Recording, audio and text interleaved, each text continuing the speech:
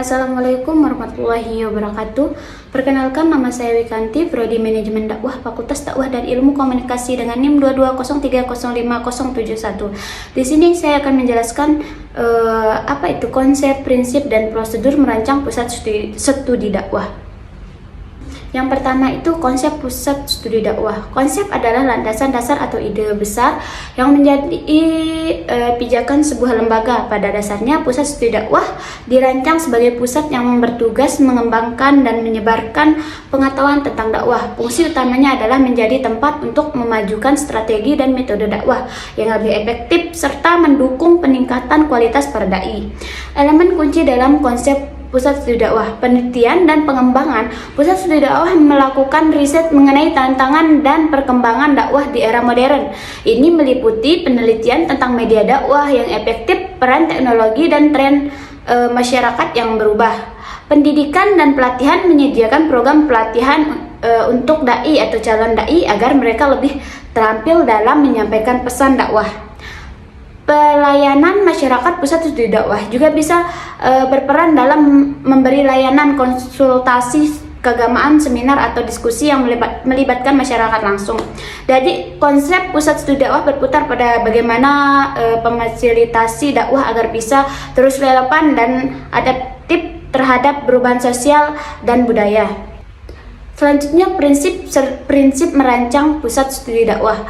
Prinsip-prinsip adalah panduan dalam perencanaan dan pengorganisasian pusat studi dakwah.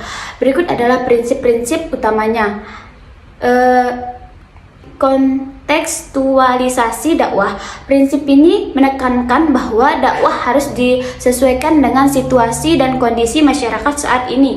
Pusat studi dakwah harus bisa merancang strategi yang relevan dengan konteks sosial, ekonomi, dan budaya di mana dakwah itu dilakukan. Kualitas dan kredibilitas. Pusat studi dakwah harus menjunjung tinggi kualitas dalam menyampaikan ilmu dakwah. Ini bisa dicapai melalui kolaborasi dengan akademisi, ulama, dan praktisi dakwah yang berpengalaman serta melalui riset yang mendalam dan berbasis data.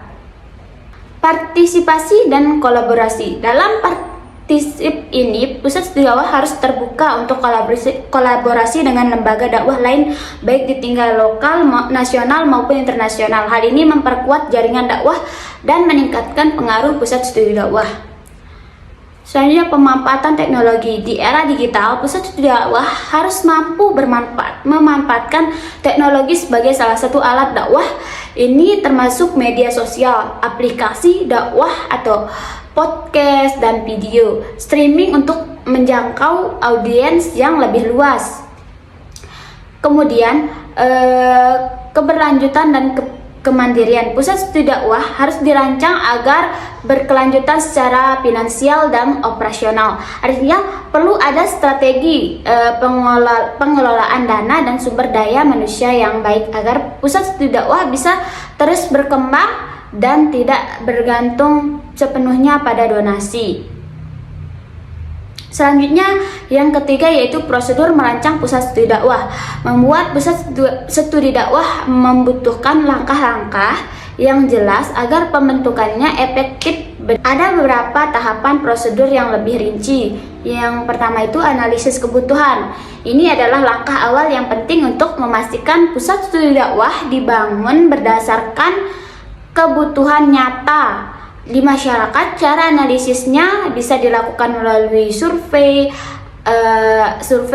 atau kuesioner, melibatkan kualitas dai dan tokoh agama untuk memahami apa saja yang dibutuhkan dalam dakwah di era sekarang.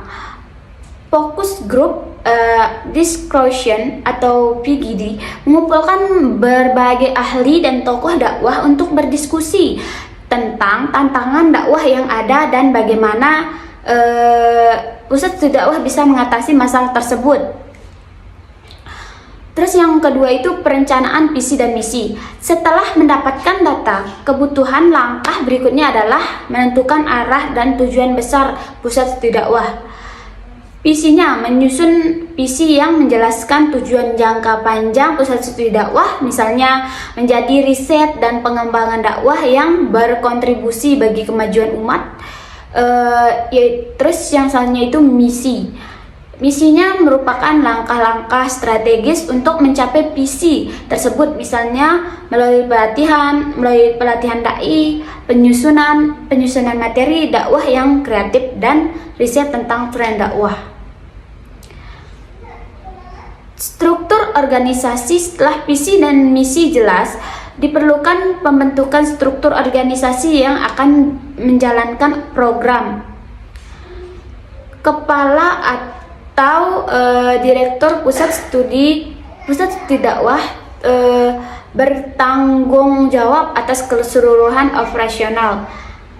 Tim peneliti tugasnya mengajarkan riset dan membuat laporan kajian dakwah. Tim pelatihan bertugas merancang kurikulum pelatihan dai. Tim humas dan media mengelola publikasi media sosial dan mengkomunikasikan kegiatan pusat studi dakwah. Tim keuangan dan fundraising mengelola anggaran dan mencari pendanaan. Terus yang selanjutnya penyusunan program dan kegiatan. Dalam tahap ini, pusat studi dakwah menyusun berbagai program yang selaras dengan visi dan misi, contohnya program riset dakwah mengkaji efektivitas sebagai metode dakwah di era modern. Program pelatihan dai memberikan pelatihan intensif untuk meningkatkan kompetensi dai, termasuk bagaimana dakwah di media digital, program publikasi, menyusun buku jurnal atau artikel yang terkait dengan perkembangan dakwah.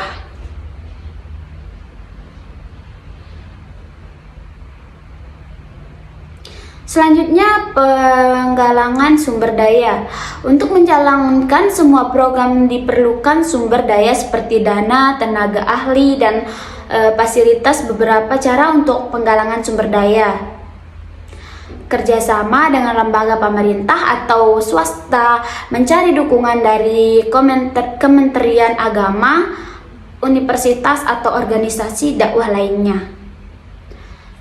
Donasi atau wakaf, penggalangan dana dari masyarakat atau wakaf untuk mendukung kelangsungan pusat studi dakwah.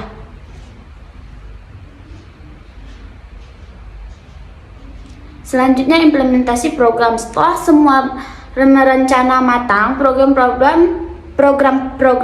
dijalankan. Pada tahap ini sangat penting untuk memastikan bahwa tim bekerja sesuai peran dan tanggung jawab yang sudah ditentukan. Ada monitoring berkala untuk mengecek apakah pelaksanaan program sesuai dengan